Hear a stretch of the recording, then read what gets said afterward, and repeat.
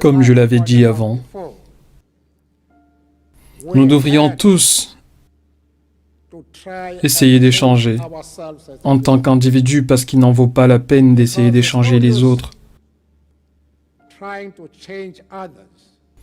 Quand vous êtes incapable vous-même de vous changer.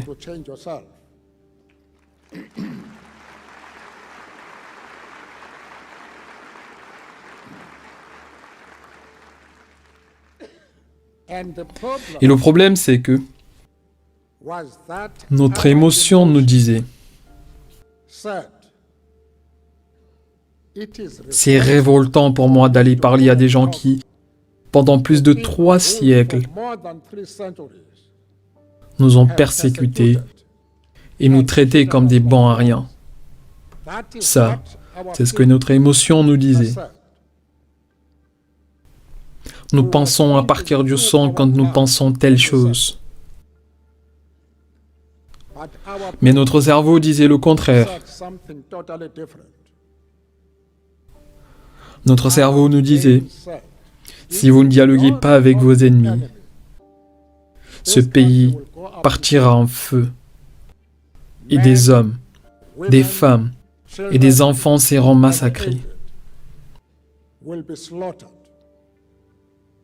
Et notre cerveau a prévalu. Nous nous sommes mis à discuter.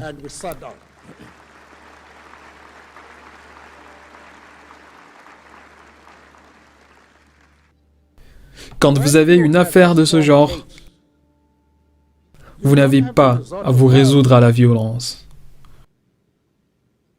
Vous devriez rencontrer votre opposant parce que la violence ne sera pas la solution. Si vous donnez à votre ennemi la chance d'user de la violence, vous n'allez jamais le convaincre. Ça sera la force des armes.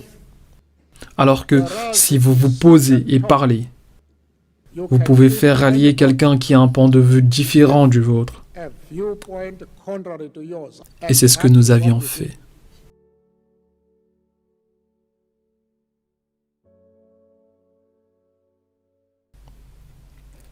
Parce qu'on est dans une université et qu'il y a plein d'étudiants ici, je vais raconter une histoire d'un jeune homme qui a quitté son village pour aller trouver une bonne épouse. Pour ce but, il a traversé les longues terres, des fameuses rivières et des hautes montagnes et avait visité toutes les grandes villes pendant cette journée. Il a rencontré des reines, des belles princesses, des actrices, des femmes riches et influentes, celles qui viennent du centre urbain et des périphéries. Il a fait tout le tour et n'arrivait pas à trouver la femme qu'il recherchait. De fait, il rentra chez lui. Et éventuellement, atteint son village, il rentrait pour mourir parce qu'il ne trouvait aucune raison de continuer à vivre. Il a échoué dans son rêve le plus fervent.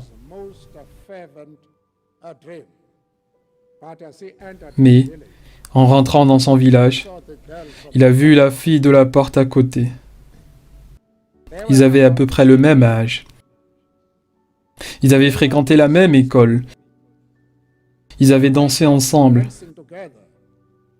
Mais pendant cette période, il n'a jamais vu en cette fille la fille de ses rêves. Mais ayant fait le tour du monde pour trouver la femme de son rêve, il a réalisé que c'était celle qui était juste à côté de chez lui. Qu'est-ce que cela signifie? Cela signifie que vous devriez développer votre confiance en vous. De la confiance en vous parce que vous n'êtes pas seulement un actif pour votre nation, pas seulement un leader de demain. Chacun d'entre vous a la capacité d'atteindre la plus haute position dans votre pays tant que vous avez de la confiance en vous. Et ensuite, acquérez le meilleur instrument pour vous permettre de sauver votre société. Et cet instrument, c'est l'éducation.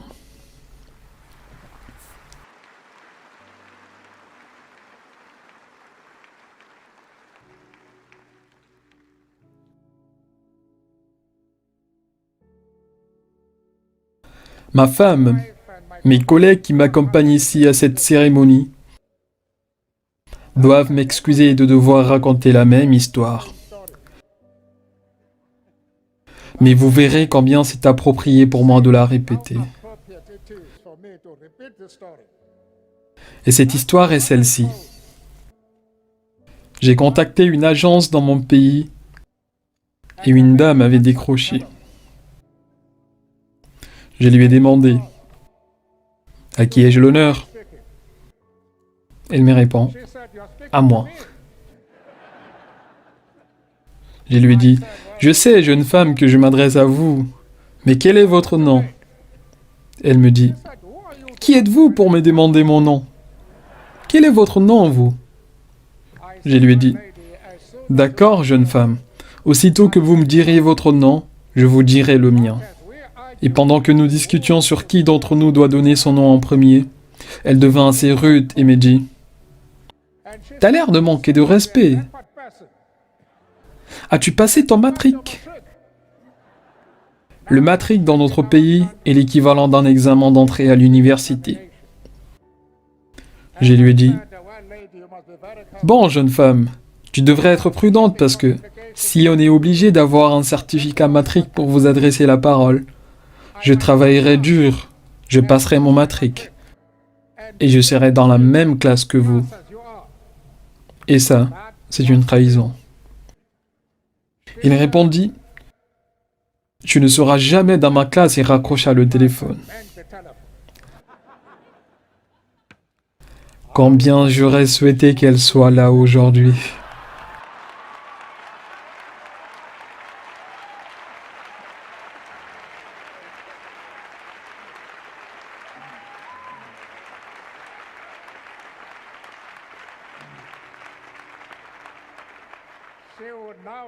Elle va découvrir que j'ai accompli bien plus que simplement passer mon matric.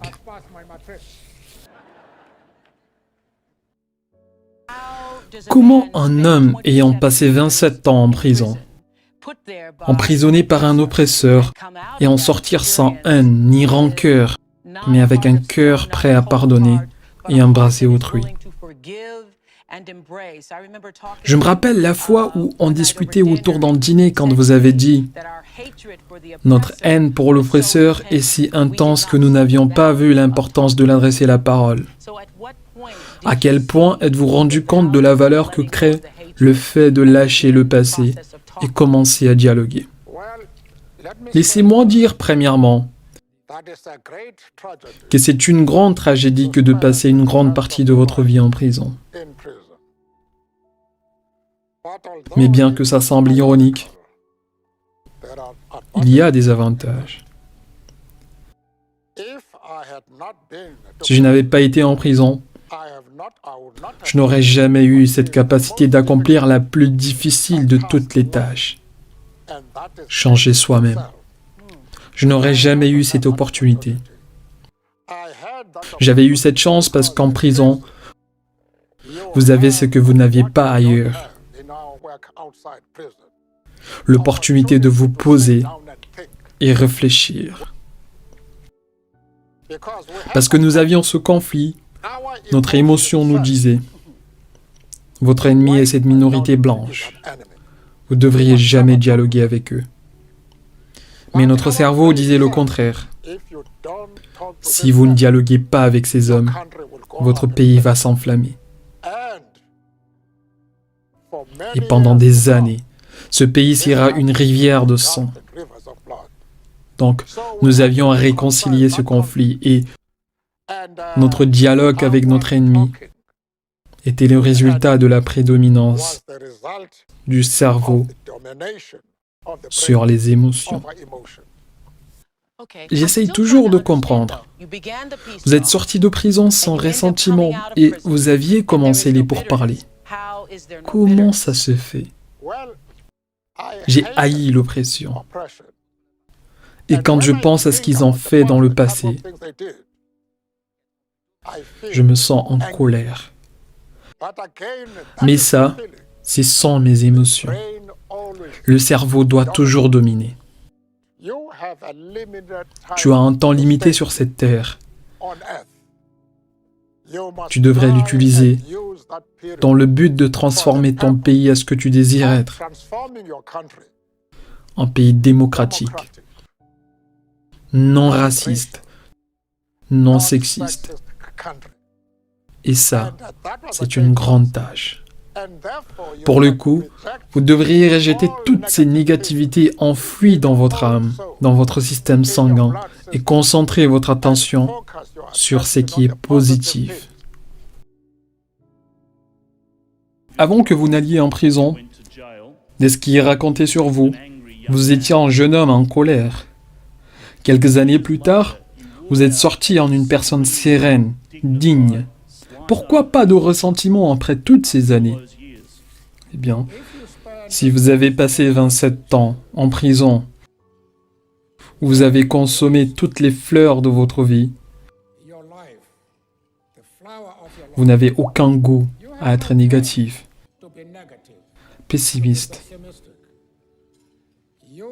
Vous choisissez un objectif que vous sentez pouvoir vous enrichir si vous l'atteignez. Si vous voulez l'accomplir, il n'y aura pas de temps pour de remords. Vous devez mobiliser tous ceux qui ont les qualités et le talent pour vous permettre d'atteindre votre objectif.